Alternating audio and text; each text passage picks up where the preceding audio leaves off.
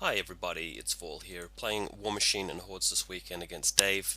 Another very large scale game, 150 points, that's several times larger than most usual games of War Machine and Hordes. Really enjoy these larger games for reasons that I've said in other videos.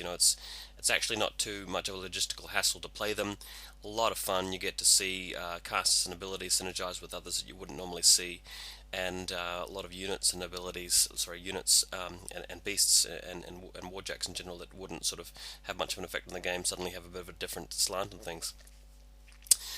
Playing at Dave's Garage here, you can see us just getting ready for the game in general. Now we played, what was it?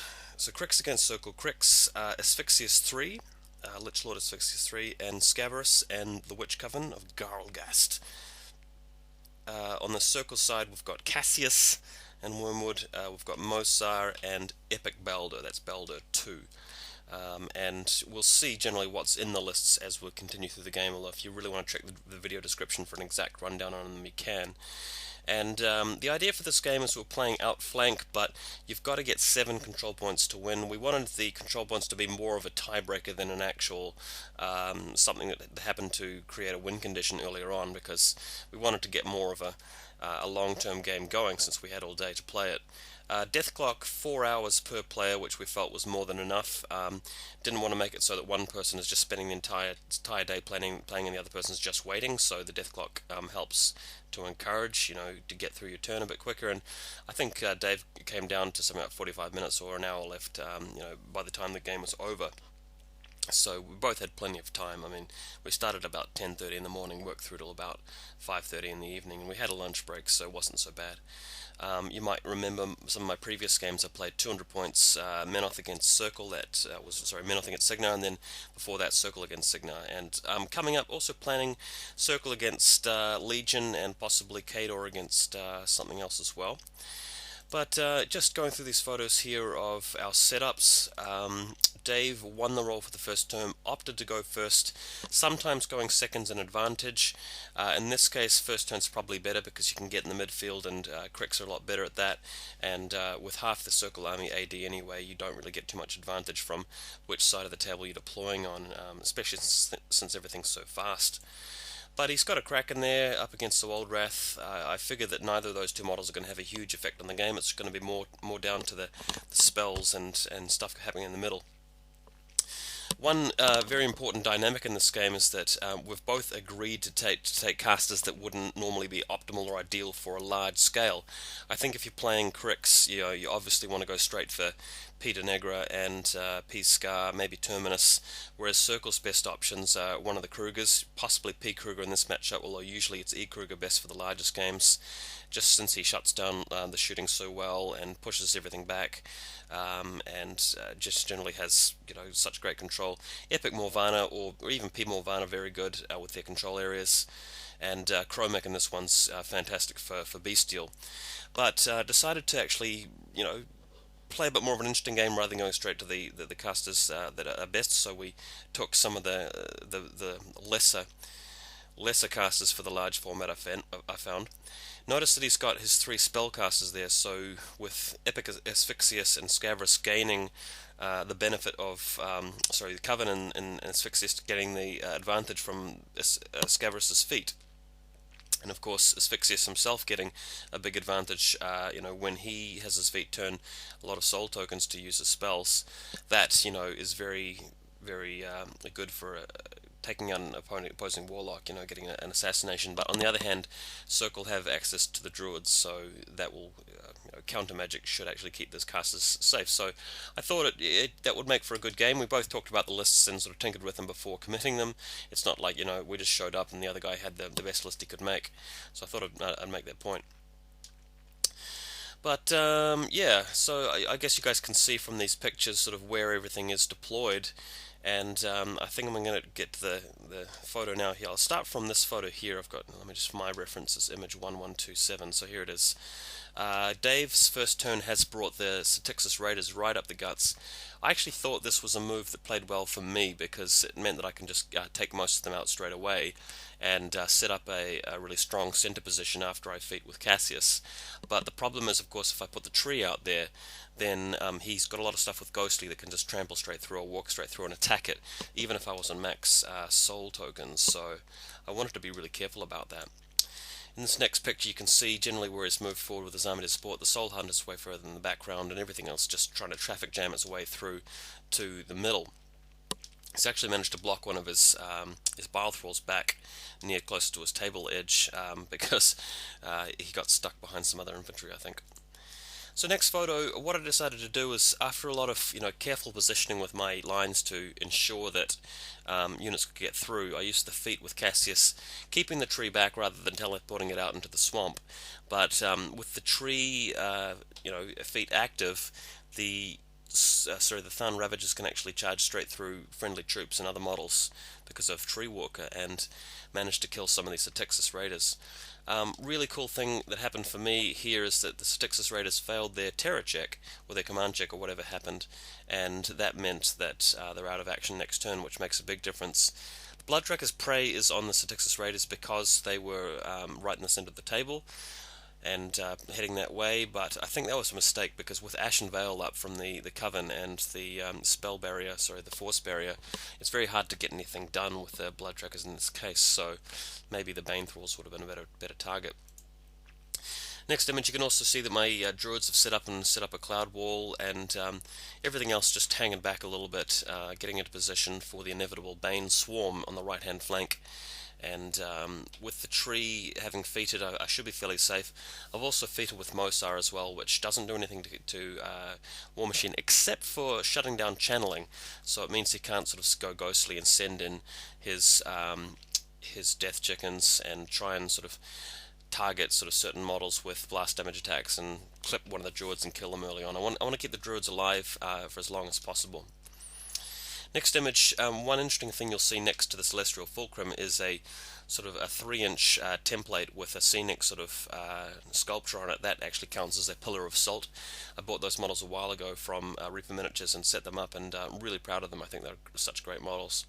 But there's an obstruction here in front of the Fulcrum, which is set up a bit of a choke point, so I've got Megalith and the Fulcrum holding the fort in that little gap, and the Pure Blood is ready to go around the other side of that little obelisk obstruction as well.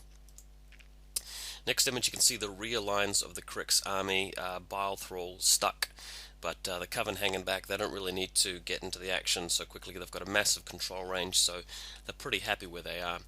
Really love the sense of scale you get with the back of the Kraken and the Wraith in the background as well. Next image, we've got some boys watching. It's our friends that we play with regularly. I think they're having a game on the rear table. I think those guys got 2 or 3 games out of the way by the time we even got to the last turn of this one. But these games tend to attract a bit of a crowd. There's a lot to talk about, and a lot of people that play in our particular scene, in our meta, are really afraid of big games, and they just really have this sense that big games will be too difficult, or won't be much fun, or too much of a headache. But once you actually sit down and play it, it's not really about the massive control area feats. It's not really about the game taking 2 days to play. It's not really about needing the unbound rules. So long as you just keep clear head with it and just play through it, it's actually a lot of fun. Next photo, we've got the Arknote in there, and some Satyxis trying to rally at this point, losing most of the Thun Ravagers at this point, and Asphyxious coming in there as well. I told Dave that if he left Asphyxious there, the Wolf Stalker would double teleport and kill him, so he teleported him back with Scaverous. But because this feat turn is the Coven feat turn as well, and you've got Darragh there with Beyond Death, I don't actually think that I would have passed the assassination. Even if I went in there with a couple of Hellmouths and Curse of Shadows onto Asphyxious, the Wolf would have really struggled to kill him, so it might have been possible, but again, I didn't really want to go for that assassination run at that point. Next photo, Deathjack moves in here. He's actually trampled through the forest with his ghostly ability, and kills, I think, one of the druids, and that's it for Deathjack, so it gives me an opportunity to fight back in the following turn. Next photo, the Banes creep up into the zone, and I've got a wall in the way there, but it's going to be a matter of me trying to kill off as many of them with the Wall Stalkers as I can before they start vengeancing and basically creating new Thralls with Tartarus at the back there as well. Quite a difficult swarm to deal with. Next photo, the Kraken runs, and this is partially to help him block off any sort of avenues towards Asphyxious and taking him out early. So the Kraken committing himself very early gives me a chance to put some damage on him, but obviously if I don't actually take him out, he's going to be quite powerful here. He does actually get a lot of kills with his claws, gets quite a lot of movement there with Infernal Machine cropping up as well. So next image, here's a bit of an overview. It's a bit of a standoff at this point, although we have to sort of take into account that this is Cryx turn 2, and we said that you can gain 7 control points to win the game, but in a scenario like this you can actually dominate both zones at once, so it's possible to score 4 control points within a turn. So you actually do have to take the scenario into account, and that's not something I did very well with my early game plan. So as you can see, the control zone on the left is actually looking pretty good for Cryx, because for me to actually go over there and contest it, I've got to shove a whole lot of stuff over the wall and leave it there, which could be very difficult. Next turn, you see a bit of a sort of zoom out at the back here. We've got the Coven, which has used its feet, but it's so far back that it's only going to be affecting things which actually move forward and do a lot of attacks right at the front line, which is actually going to be a few models, so it's not exactly as if the feat's been wasted here, not by a long shot. Next image here, if you look very carefully at the middle of the photo, I know the colour schemes are very familiar, but the Lord of the Feast has thrown his raven at one of the undead trolls, whatever you call those guys, and has placed himself right here for a thresher. Now what I didn't really take into account is that he's still got Ashen Veil up, and it made it very difficult for the Lord of the Feast to get any kills here. The reason he's teleported to this particular spot is because I wanted to take out the last 2 Satyxis, which would allow me to exchange the prey target for the blood trackers from the Satyxis to the Bane Thralls. Would have made a big difference in the game, but even though the Lord of the Feast had a couple of cracks at it, he couldn't actually hit these guys, especially as the Coven's feet drops his mat by 2. So he's suffering from Ashen Veil and the Coven's feet, so although he starts out at mat 8, going down to 4, it's very difficult to hit defense 14 with. Next photo, I've sent in a Primal Stalker, double teleported him into the Kraken, and he starts whacking at that Kraken. I tried to get Curse of Shadows on him as well, but when I shot it through the Arc Node, I realized the Arc Node technically line of sight drops by 5, because the Arc Node is the point from which Mosar's line of sight would be measured. Now you'll have to sort of butt in and correct us if that's the wrong rules interpretation, but we talked about it and I'm pretty sure that's the right way. So unfortunately no Curse of Shadows. However, the Skinwalkers have charged it as well, and with Rapid Strike they're doing a ton of damage. Note that Deathjack is in the way, but I put Curse of Shadows on Deathjack since he was in range, and Cassius ignores the combat penalty when casting spells, so that was really good for getting Curse of Shadows onto Deathjack. So with the combination of the Stalker ripping off 1/2 of the boxes and 4 charge attacks plus 4 regular attacks from the rapid striking Skinwalkers, I reduced it to about 3 damage, and then it was just a matter of the Wold Wrath firing its super lightning gun at the Kraken and finishing it off. So, pretty good attempt there in the middle, pretty good effort, and that got the job done. So next photo here, I've got another Stalker coming out the back here who's actually charged the Deathjack and also primaling here and managing to rip it up. So that's a second big play here, removing the Deathjack and the Kraken, and allows me to try and take a bit more of an attrition lead, but I've left fairly scarce amount of troops on the left-hand side, so scenario could be quite contentious very shortly. Next photo, you can see the aftermath of that. Deathjack gone, and there's a lightning template in the middle of the wreckage where the Kraken used to be, and that's how it's gone. That Gallows Ghost's been really useful that he hasn't killed that yet, because it's just prowling away, and I've got a lot of spell casting power right at the back there with the combination of Cassius and Mosar.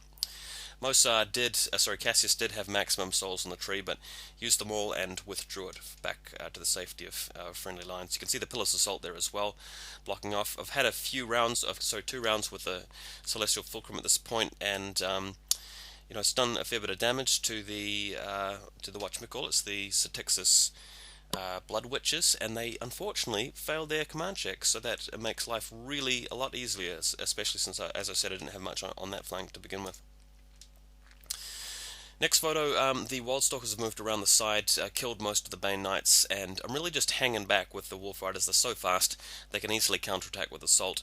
So I'm just leaving a front screen of Bloodweavers for him to move forward and attack. Then I'm going to launch my counterattack and hopefully wipe out a lot of the infantry over the next 3 turns, just in the process of clearing that zone. Next photo here, I've got Aiakos, who's moved in to throw a spear. He's got his Stalker, I think it's called, linked up to him from 16 inches away with the double control range, so that's been really cool. We've got Darragh there with Beyond Death. Hasn't casted any Death Rides so far, he's just stuck with the Beyond Death every turn.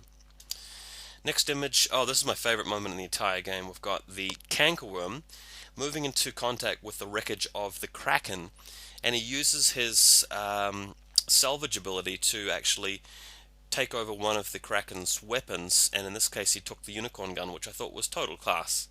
So from now on the Cankerworm has access to the Kraken's main gun, which was really cool. You don't really see that very often, and that's another great thing about these massive 150 point games, is just the opportunity to see these really zany, quirky things come into effect. Next photo, Asphyxious himself has charged the Stalker, even though he's going to be frenzying next turn.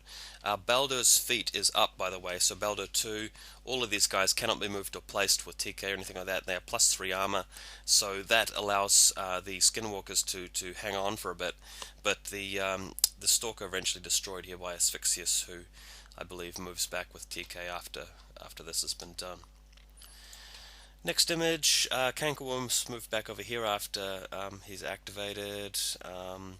We had a Bile Thrall purge at one point here, and it knocked out Druid, a couple of Blood Trackers, did some damage to the Skinwalkers and the Gallows Grove, and then he's removed, of course, but not quite as bad as we were all fearing. You can also see a metal ring on the left-hand side of the photo showing where Feast of Worms has landed. Next image, some of the Bane Thralls roll up here. You can see a model painted in green to the bottom right here. It's a non-standard version of a Stonekeeper. That model's from Reaper Miniatures, and I'm just using it as a proxy stand-in for my 3rd unit of stones. Obviously this force allowance, you can actually get 6 units of stones and 3 UA since you're running 3 casters, but I couldn't be bothered sort of putting together that many stones for this particular game. Next image, the Blood Witches move in here, and I think fail their terror check again after moving into combat with the Skinwalkers, which obviously is a real disappointment for Dave, but for me it's just laughing all the way to the bank. Getting very lucky with his rolls in general. So that was cool. We've also got Nightmare as well. His prey target is the shifting stones on the other side of this wall down the bottom left. Next image, we've got a Lone Scrap Thrall and Aiakos's Stalker here, which moves in without any focus to try and do some damage to the Pureblood, but does pretty much nothing. I think he might have taken out the Mind, actually. I take that back. He did some damage, and the Pureblood's ready to actually do some combat in return. Next up, we've got Nightmare, who's moved up and has taken out, I think, a couple of models here. I thought that he'd moved Nightmare over the wall to get to the Stalker, but there may not have been enough speed or enough space or whatever. I can't quite recall what happened there. He's got a Pistol Wraith, which has moved in the swamp and takes a couple of shots at the Wold Wrath, which is the correct play. You have to stop that Wold Wrath from running into the zone to contest it, because then it becomes very difficult for you to actually score a lot of points. And Dave had opted for an overall strategy of actually getting the 7 control points that we agreed would be needed to win a scenario earlier on. And I really do think you have to sort of increase that CP score from 5 to 7, because when you can dominate more than one zone at once, the steamroller rules for scenarios suddenly aren't quite, what you want them to be.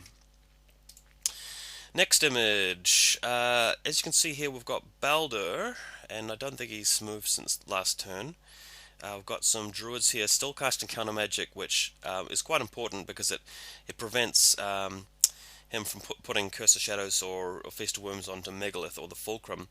You might have noticed here that I've moved the Megalith and Fulcrum guys up onto the zone with the Roots of the Earth so that they can't be killed or pushed out of the zone, because I desperately need to stop him from getting any more control points. He scored 4 control points, I think, at the previous turn. So if he does that again, then I've lost. Next image, Bane Thrall's moving through, taking out, I think, one of these shifting stones, or at least some of the guys surrounding it. I had a really good move from the Skaterman Witch Doctor on the left here, which was great, because I used, I think it was called Dominate Undead or something like that, and it moves one of the Bane Thralls over, and I actually killed his Bane Thrall UA with it at one point, so really happy with that move. It was a lot of fun.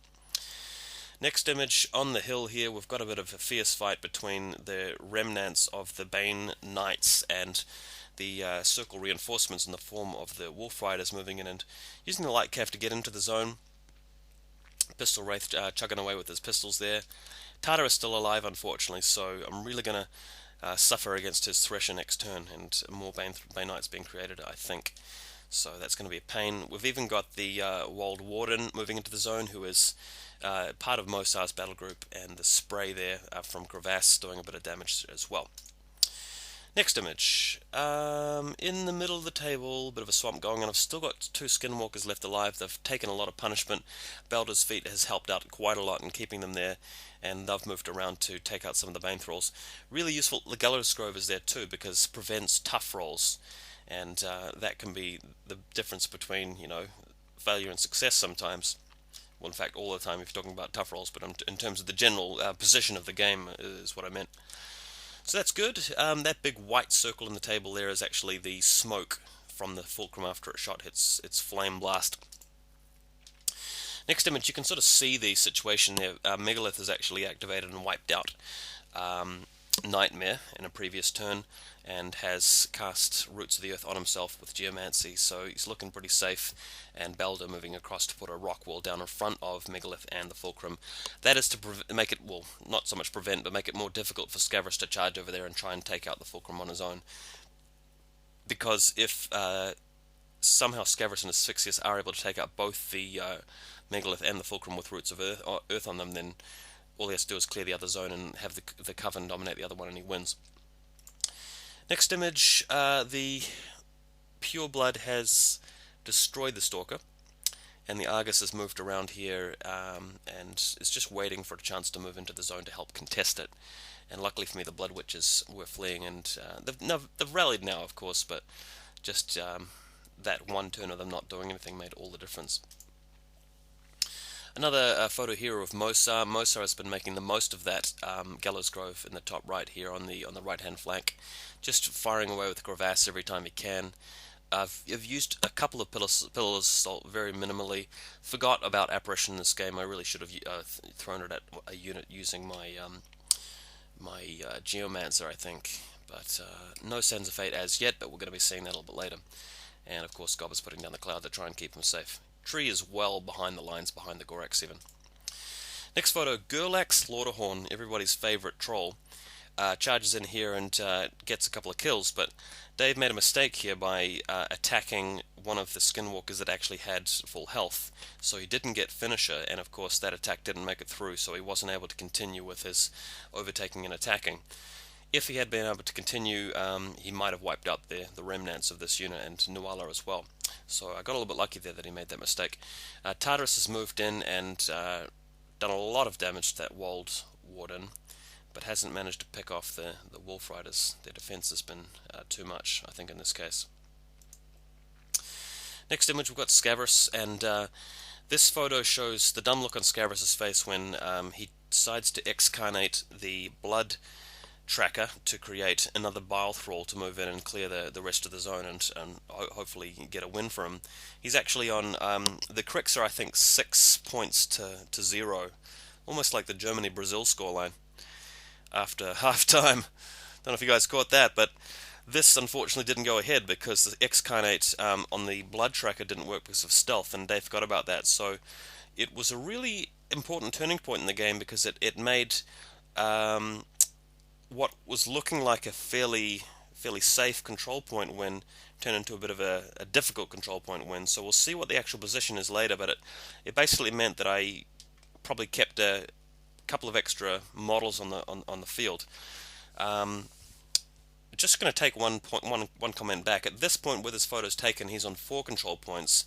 Later in the turn, he did clear the zone and get to 6, but he was expecting to get there a lot more reliably, I should say, in terms of what was left to stop him from winning the following turn, if that makes sense.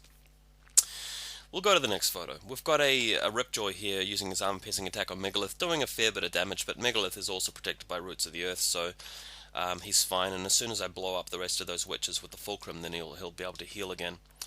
Unfortunately, that's shut down by Entropic Force, as you guys know. Next image, Aiakos moves over here and leaps to the rear of the Pureblood and doesn't really do any damage.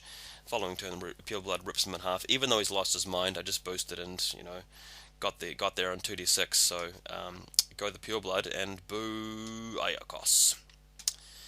Next photo, you can sort of see here the position.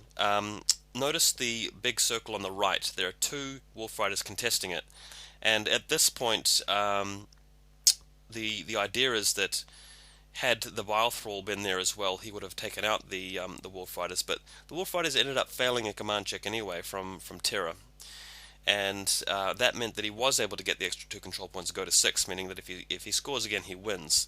Now, Dave's original plan was to actually take out the blood track you see right in the center of the table on that wreck marker next to the pistol wraith. If he'd done that and gone through and decided to take out the Wolf Riders first, well, that would have meant that he'd actually have purged some of his own guys as well, so it might have actually made it easier for me to get guys shifting into the zone. What actually happened the following turn is the Gatorman Witch Doctor moved up and put Zombify on the Wolf Riders so that they're no longer fleeing, giving me 4 models to move in and counterattack with instead of 2. So it would have been a very interesting game if he'd done that purge, but I think it would have roughly come to the same conclusion, and we'll find out what conclusion that is soon. So next photo here, the Wolf Riders move around and pick off the last Bile Thrall, they pick off the last Bane, Bane Thrall, shifting the Blood Tracker's prey over to something else, not that there's many Blood Trackers left, and doing a little bit of damage on Tartarus. I think Tartarus has only got a couple of boxes left, so idea here is to try and get the last couple with something else. Next photo, Mosar finally using Sands of Fate on one of the remaining Blood Trackers and desperately trying to wipe out what's left. I put in a couple of shots into Gerlak but couldn't get rid of him. He managed to tough his last damage box, so Mosar moves in, sprays a whole bunch of guys, casts a crevasse, and gets some of the killing done, but unfortunately fluffs his rolls and doesn't manage to get rid of Gerlak in particular, which is very annoying, because Gerlak is probably one of the models that's best placed to take out the remaining guys that are sort of jamming the zone. Anyway, obviously Mosar Sands of Fate's back behind my line. I'm obviously not going to leave him there. Next photo, to conclude this turn, I've got to put absolutely everything into that zone. The left-hand zone's fine because Megalith and the Fulcrum with Roots of the Earth should not, you know, die, especially since his casters are so far away, and I've got the Argus in there as well. But on the right-hand side of the zone, I've got 3 Wolf Riders, 3 Blood Weavers, a couple of Shifting Stones. So what I had to do was put in the Gatorman Witch Doctor as well, and I charged Gerlak with with the Stalker after I'd shifted him closer to me with Hellmouth. And the Warpwolf Stalker kills Gerlak. Then Baldo moves across and puts Roots of the Earth on the Stalker and the rock wall in front of him. So to win, Dave just has to clear all of that out, including the Armor 20 Stalker. Now, note that Cassius back there is on 1 transfer, Baldo's on 2 transfers. Looking at the board, I'm pretty certain that if Dave had gone all out sort of spellcaster assassination, he probably could have killed either Baldo or Cassius. The thing is, though, that if I lose a caster at this point, it's quite easy for me to counterattack and kill, you know, all 3 of his casters or just wipe out the rest of his army. So, yeah, I mean, there is that option. I would have been quite interested to see him take out Baldo, which would have meant that the Wild Wrath wouldn't have been in anybody's control group, battle group. I'm not really sure what happens to constructs when they go wild. I'm pretty sure I'm allowed to still move him into the zone and he still contests, but I'd have to check the rules. Anyway, it was pretty clear that Dave needed to go for the zone clearance to win this, so let's find out how this went down. Next image, you can sort of see the situation there. We've got a few Blood Weavers on the side, but what he was able to do, which I thought was a really cool move, is to actually move back with the Cankerworm, who has parry, and fire the Unicorn gun, or the massive gun on the Kraken, which he's managed to salvage, at the Blood Weavers and wipe all of them out. So that meant 3 down that were no longer contesting the zone, all with 1 model. So that was really well played. I thought that was very cool. And we've still got a few other models there, so let's go to the next photo. We've still got the Coven back there, still got a Satyxis and Scaverous all camping out the same area. I think what happened here is that the 2 blue trolls here, you can see at the bottom left, decided not to attack the stone but move around to attack the Wolf Rider, but Wolf Rider a little bit too difficult to hit with the defense. in the next photo, yeah, you can sort of see that he's still got his Asphyxious, his little personal thrall there, trying to scrape some hits onto the Wolfrider, but not doing anything. He's charged one of my models here with his Satyxis blood hag thing, UA, and has done, I think, the damage to the last blood tracker, I think it was. I'm trying to remember what actually happened here. He did get a kill with that model though. Let's have a look at the next picture. Ripjaw, Bone Chicken, trying to take out the Wolfrider, but no focus allocated to it, so doesn't actually get the hit. The two trolls there did kill the Wolfrider in the end, I think, because gang, and they've got a couple of attacks each. They managed to kill one of them, but not the other one. So don't forget that Zombify's up on the Wolfrider, so I should be able to actually get a tough here occasionally. So he is actually going to have to get past the toughs. Dave's plan here is to use Telekinesis as well to shift some of them out of the zone, but he's got a couple of different targets, plus Wolfriders are defense 19 in combat against the Telekinesis. So yeah. One move he might have tried, which I thought would have been interesting, is to actually TK the friendly model outside of close combat and then TK the Wolfrider, but yeah, he still has to spend a lot of focus to do that. Next image, Scaverous himself is TK'd himself by the Skarlock Thrall, I think, and then charges the Wolfrider. So his charge attack gets through, but I pass the tough check, which is really annoying for him. So for him to actually get the Wolfrider pictured on the right hand side of the screen out of the zone, he has to Telekinesis. Now, Scaverous is magic ability 7, he's up against defense 19, so it's a 12 needed on 3 dice. He decided to go for it and didn't get the 12, and you're not really expecting to with 3 dice all the time. But he does Telekinesis the Wolfrider that was knocked down from the tough roll out of the zone, so that's another one gone, and does take out the other stone that you see on the left with his Thresher attack. So at this point, for him to win, he needs to get rid of the Stalker, the Gatorman, Witch Doctor, and that Wolfrider to the right. So what happens is the Stygian Abyss from the Coven take a crack at it, and they need, I think, 10s on 3 dice, and they actually missed the first attack. And then he decided to go for a Hail Mary sort of 2d6 on it after spending the rest of his focus, and managed to get it through and killing the Wolfrider anyway. So got quite lucky to pull it back. But in the next photo we see what Dave's plan was from the start of the turn, which is to charge the Stalker with Asphyxious, and the reason why this doesn't really work is because he's got to attack over the wall, he's got to get through armor 20, and he's got to spend some attacks on the Gatorman Witch Doctor as well, and because he blocked himself off with a couple of his models, he had to walk there with mobility instead of charging. I thought what he should have done is to actually not move the troll in the way, but to charge around the other side of the wall and attack the Stalker in the back, so that he wouldn't be going around the wall. Problem with that, though, is that he's got to find some way of getting the Gatorman Witch Doctor out of the zone. Note that the Druid leader is actually within 7 inches of the Gatorman, so TK will not work on him, and TK will not work regardless on the Stalker because of Roots of the Earth. He did try and make an attack with the Warwitch Siren on the Stalker as well for that thing that drops his armor by 2, but that was a miss. So when Dave eventually moved through here, he did kill the Witch Doctor, but just had nowhere near enough focus to kill the Stalker. So by the end of the turn, the zone is still contested, and that's pretty much it. So if you go to the next image, you can sort of see the situation. All of the Cryx casters are on no focus. I've got a perfectly functional Wraith at this point who has not been hit by a Pistol Wraith this turn. He was the last couple of turns. And on the left-hand side flank, things are fine. I've got a fully operational Fulcrum. Megalith has, still got 2/3 of his health at least, and Roots of the Earth every turn. So in the next image, love this image. Wraith moving over and picking up both casters. He kills Asphyxious, as you can see from the crushing grip hand here, and reduces Scaverous to 1 hit point. So that's a really sort of take out the trash sort of turn from the Wraith, which is always really satisfying after sort of 4 turns of him doing nothing. Well, he did fire his gun a few times, so that was nice. Next image, Primal Stalker moving over here and wiping out the Witch Coven, so that's 2 casters down. And last photo here, Mosar, just for a bit of class, Sands of Fate onto the Wolfrider that was previously attacking Scaverous, and boost damage with the Erosion Weapon Master against Undead to finish him off. And that's it. Game over. Cryx lose, a Circle win. Very close game. I think that there are a couple of mistakes that Dave made that if he hadn't, he would have had a very fighting chance of doing it.